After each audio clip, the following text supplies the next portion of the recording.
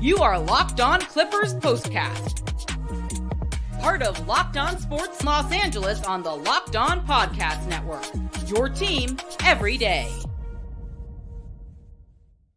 Well, welcome into another Clippers Postcast on the Locked On Sports LA YouTube channel, the place to hang out when every game is done and when the season is done, as it is now for the Clippers. You can also check us out on the Locked On Clippers podcast feed, which will also be on hiatus after tonight, for me anyway. The Locked On Clippers podcast will continue.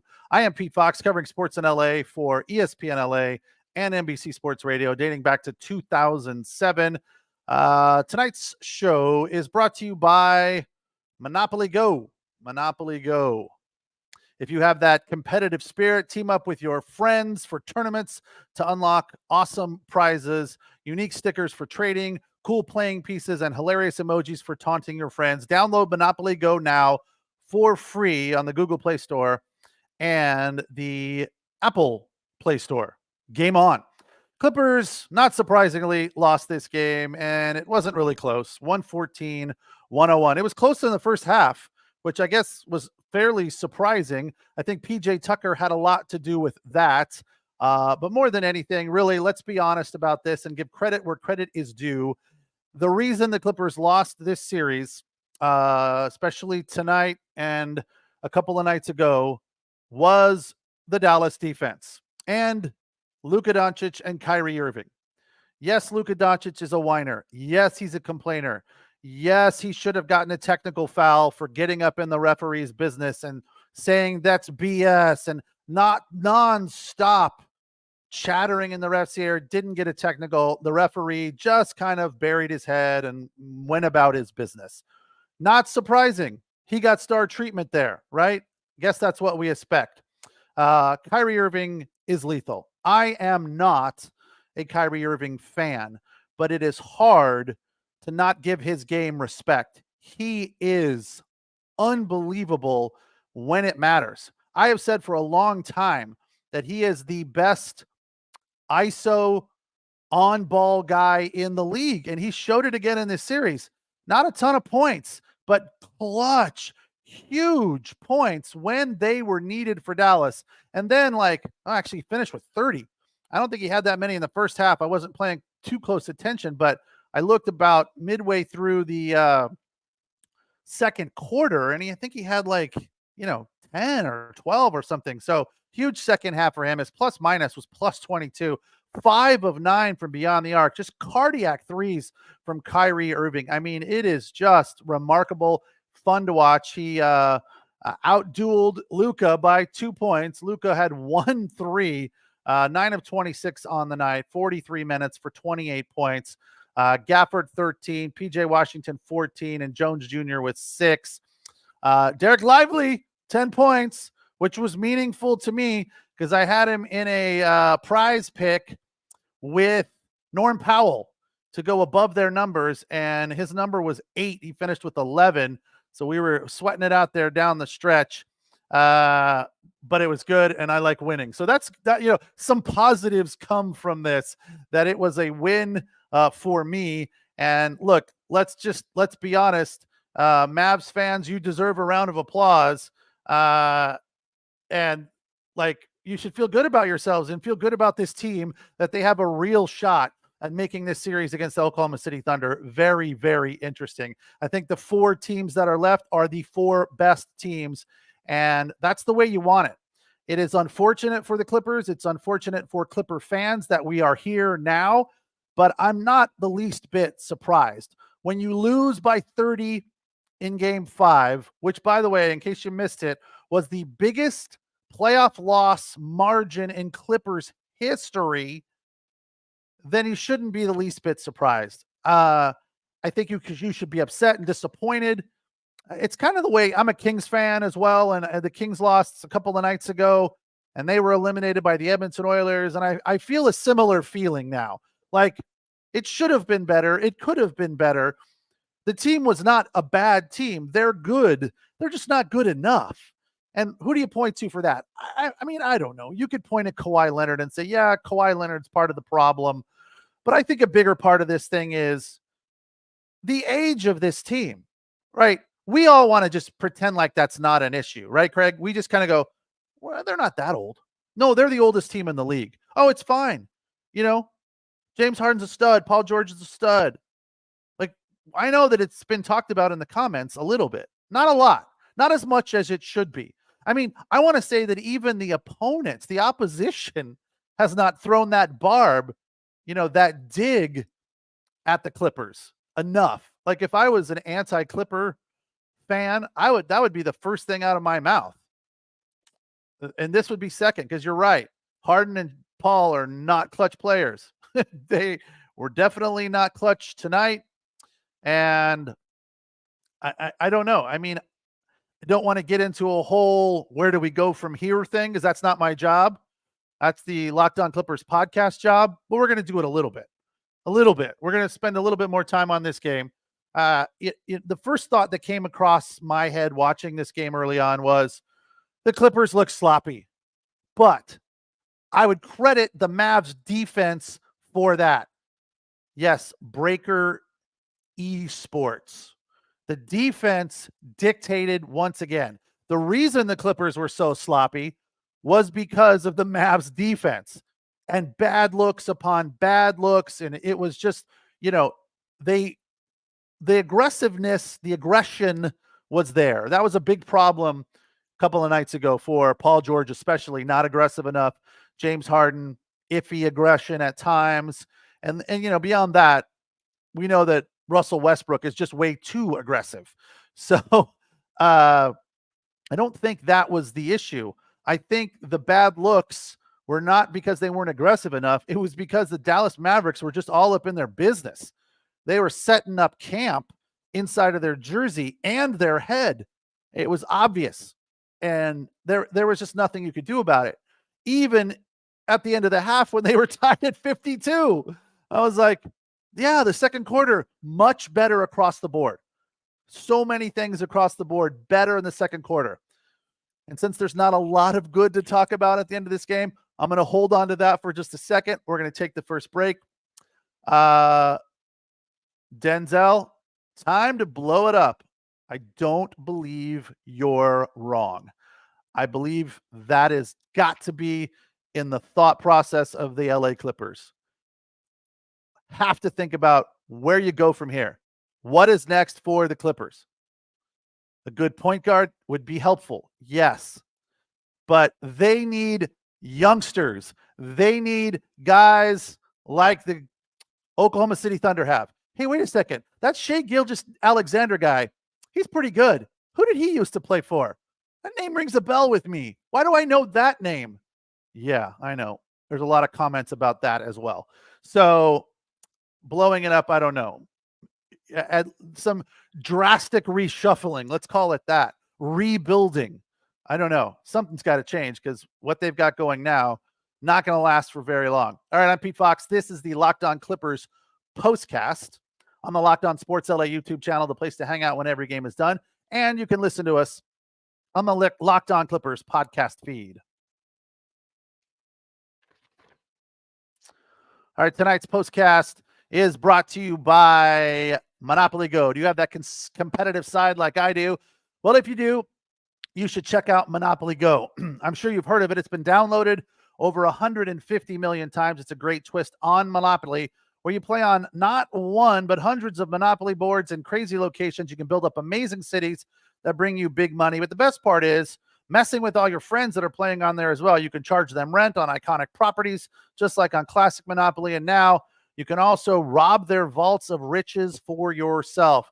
And the leaderboards show who is the biggest Monopoly tycoon. You can team up with friends and people all around the world in time tournaments to earn huge rewards. So get in the game, join your friends, download Monopoly Go now for free on the App Store and the Google Play Store.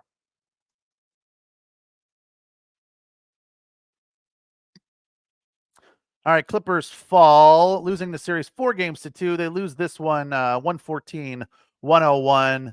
It wasn't that close because the Mavs, they took their foot off the gas because the Clippers were just out of it at the end of the third, giving up. Remember, it was tied at the half, 52 apiece. They gave up 35 in the third, and Clippers only were able to manage 20. They won the fourth, 29-27. Too little, too late. Let's talk about some of the good things and then get into somewhat abbreviated bucket list. I didn't think anybody deserved to be number one on tonight's bucket list when you lose 114-101. As far as things that we liked in the second quarter, I think that were good, that made us feel positive and made us feel like, hey, maybe we've got a shot here. Now, nice ball movement, right? They were moving the ball well in the second quarter. They couldn't stop the Dallas alley-oop thing to Derek Lively, and I believe PJ Washington got in on the action. It was just continually working for them. It was not something the Clippers ever really figured out how to stop. But Norm Powell made a difference. They went on a 15-2 run, so give Norm Powell a round of applause. He did everything in his power. Another fantastic performance off the bench for him. He's one of two guys that if I was going to blow this thing up, I would keep around. Terrence Mann is the other one. And I think you have to keep Kawhi Leonard around, but I wouldn't break my back to do it. They have a huge contract. They just upped him for 2 or 3 more years. So it's going to be hard to get rid of him. I think you're stuck with him at this point, but if they could find a way to move him, I wouldn't have a problem with him going and Paul George going and James Harden going. And I didn't think I would say that 2 months ago. So as far as I'm concerned, they're all too old and this team needs to be younger. Look who's left: Denver, Minnesota, Oklahoma City, and Dallas. Now, Dallas is not necessarily young because Kyrie Irving is old, but doesn't seem to be a problem. That dude's an absolute stud, and it was huge in this series in the last 2 pivotal games for the Mavericks. So as much as I'm not a fan of Kyrie, I couldn't help but just go, wow, that dude can play. Just unbelievable. And I felt that way when he was in Cleveland, winning the championship with LeBron. It was just amazing. More of that from him tonight. And Harden, playing defense. He was doing a little bit of everything there in the second half. So he looked really good. On to the third. Gafford, that push on Zoo at the 8:37 mark of the third, I don't know if it was a pivotal moment, but it definitely did not help the Clippers. And it was 100% a foul. He extended the arm. I don't know that he extended it fully, all the way out, elbow straight. He did enough. He got him with the shoulder and the arm, pushed Zoo off of him, and then went to the rack for the and one. I'm like, what? How is that not a foul? That was the most egregious foul I saw all night that didn't get called, other than Luka with the technical where he was barking at the referee. But again, I know how it goes. I understand the game. Star treatment for the stars. That's the way it goes. They don't want Luka out of that game.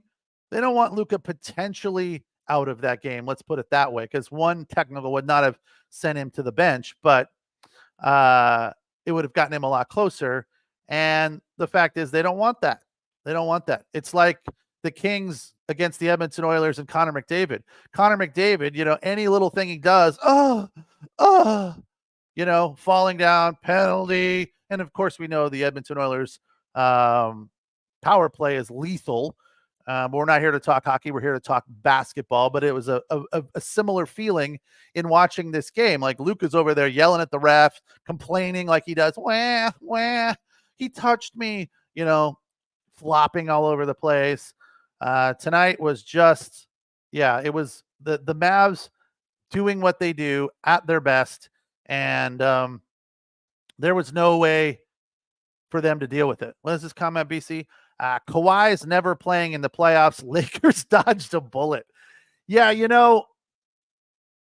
don't know what the deal. Kawhi to me is a huge enigma.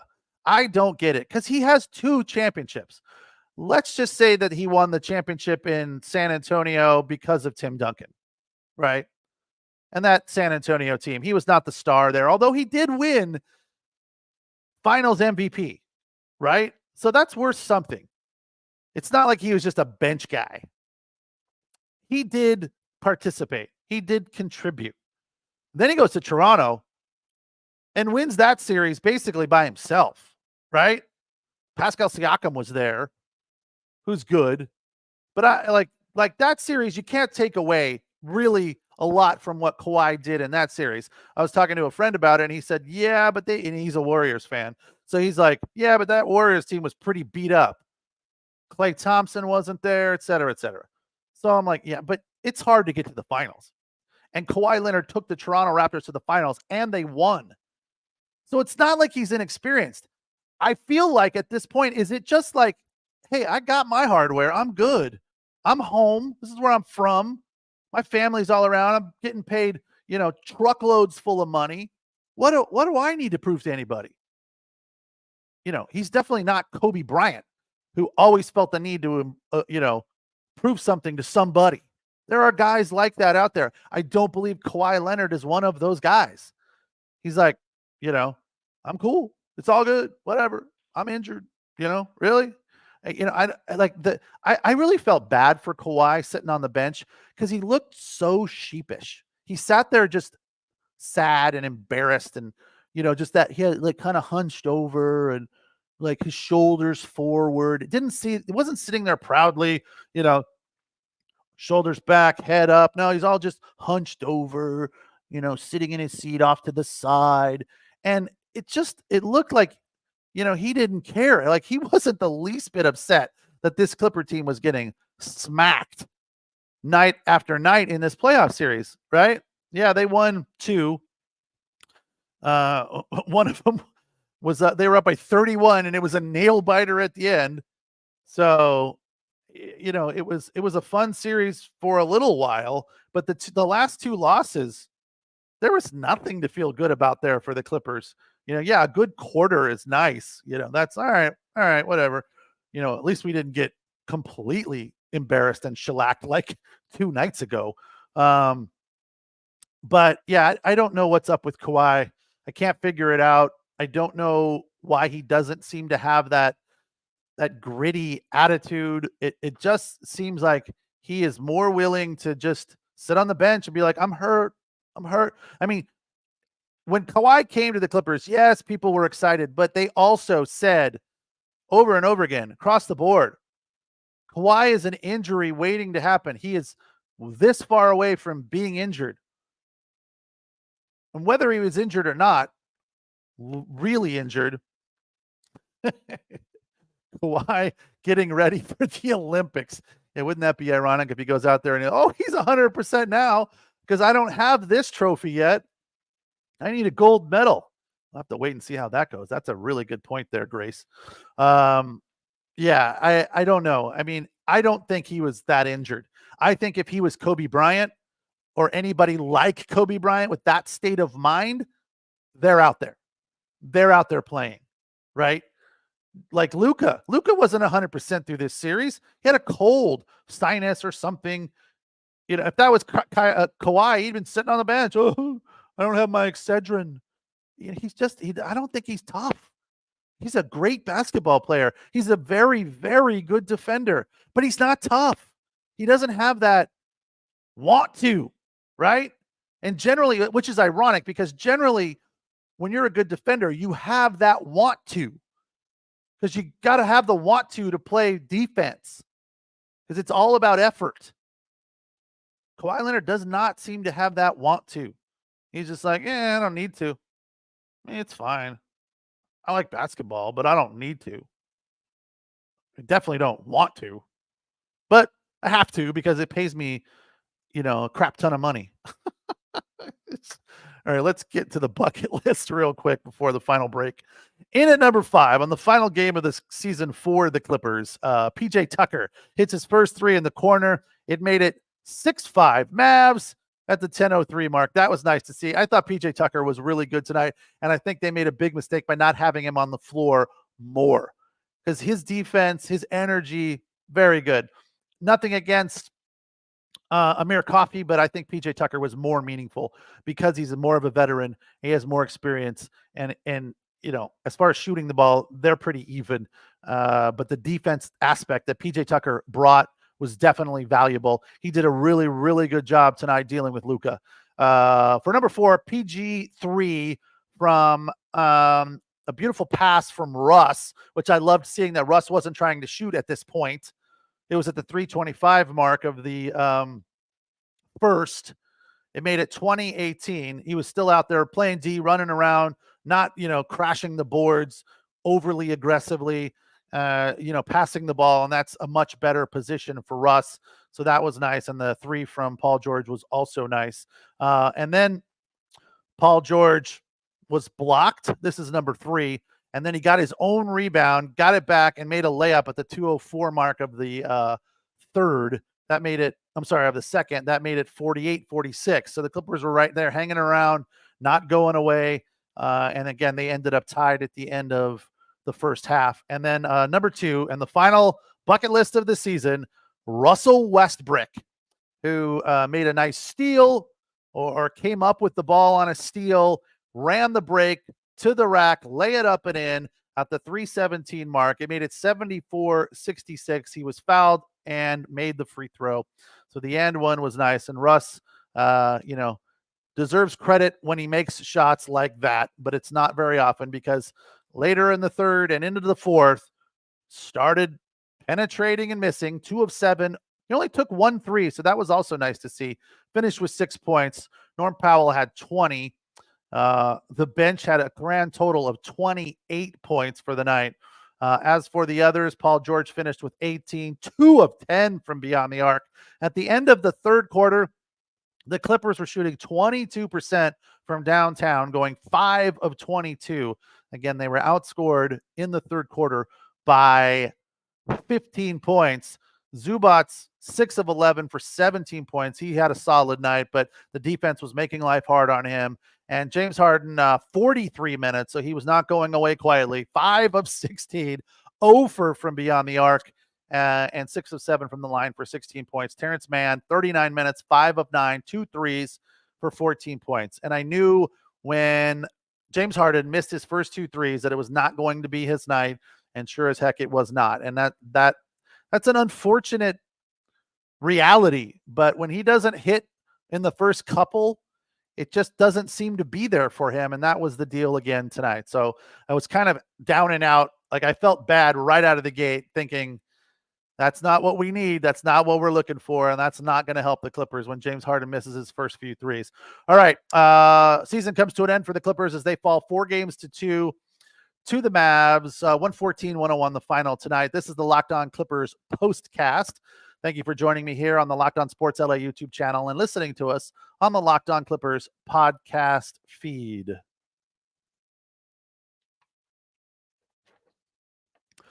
Tonight's show also brought to you by eBay Motors. Passion, drive, and patience are what brings home the winning trophy. It's also what keeps your ride or die alive. eBay Motors has everything you need to maintain your vehicle and level it up to peak performance, like superchargers, roof racks. I purchased one of those for an expedition on eBay, and it was exactly what I wanted. Very reasonable and was easy to install.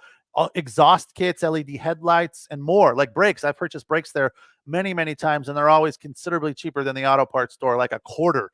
Whether you're into speed, power, or style, eBay Motors has got you covered. With over 122 million parts for your number one ride or die, you'll always find exactly what you're looking for. And with eBay's Guaranteed Fit, your part is guaranteed to fit your ride every time, or you get your money back, and that works for sure. Because with eBay Motors, you're burning rubber, not cash. Keep your ride or die alive at ebaymotors.com. With all the parts you need at the prices you want, it's easy to take your car to the next level and turn it into the MVP and bring home that win. Eligible items only. Exclusions apply. eBay, Guaranteed Fit, only available to U.S. customers.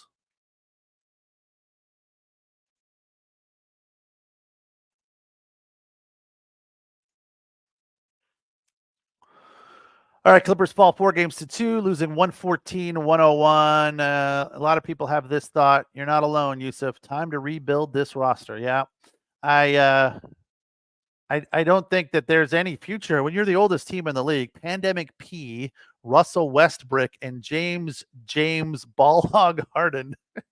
What is the rest of that, Raoul? Are you just throwing nicknames, making fun of them? Well, they deserve it.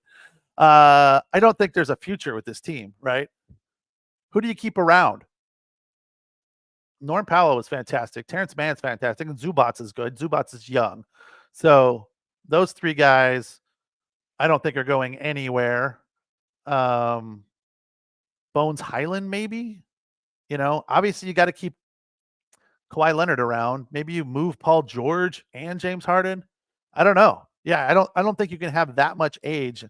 And yeah, Westbrook, Craig, I feel like he was good, but again, he was good, and we found ways to praise him and be positive about what he was doing, but we also criticized the crap out of him because he's just out of control.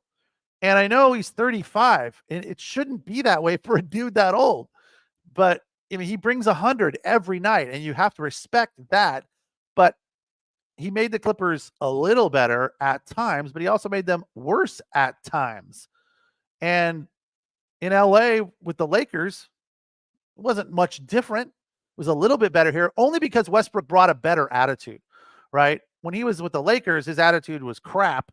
And then as a member of the Clippers, he kind of knew that he had to change that, just like James Harden did, right? James Harden changed it as well. And that's to his credit. So I don't know if you run it back with him. I just like going into a new building. I think it's the perfect time to blow it up, right? To get some new young energy in there. Go into this new building with a young team that Kawhi Leonard is the anchor of, because you're stuck with him. I don't know that he's the kind of guy you want out there as your leader of a bunch of youngsters, because he's not a gamer. Like, he wouldn't provide any sort of inspiration for a youngster to improve and get better. I just don't think he's that guy, but I think you're stuck with him. You have to hope that he stays healthy and comes to the game wanting to play, but that's a coin flip.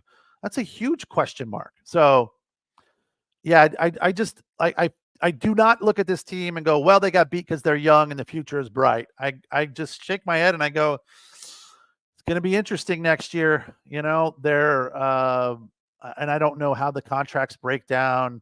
They could be stuck with Paul George too. I don't know what's going on with James Harden's contract. I'm not a cap guy, so they might be stuck with all those guys, and they might have to run it back. So we'll have to wait and see. I right now I'm not feeling super positive about the future for the Clippers. I look at this team and I go, yeah, they can win 50 games, 40 games, 45 games, but what does that mean in the playoffs?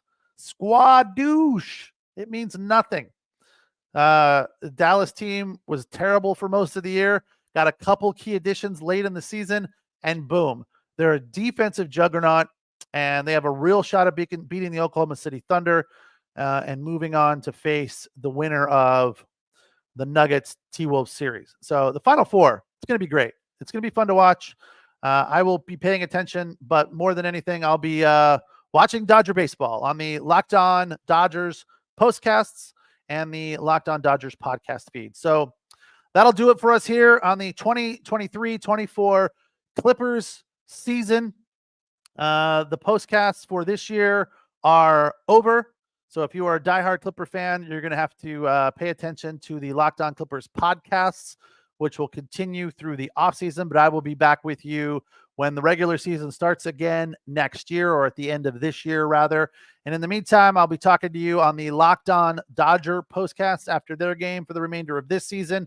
And then we'll also be talking about Chargers football and Trojans football during the football season. I'll be doing postcasts for those games as well. Thank you all. Appreciate you tremendously. It has been fun, and it has been a good ride, but not great. And that's not your fault. So you have all made it tremendously more enjoyable for me. And I appreciate you for that. So one more time, thanks for joining me here on the Locked On Clippers postcast on the Locked On Sports LA YouTube channel and the Locked On Clippers podcast feed.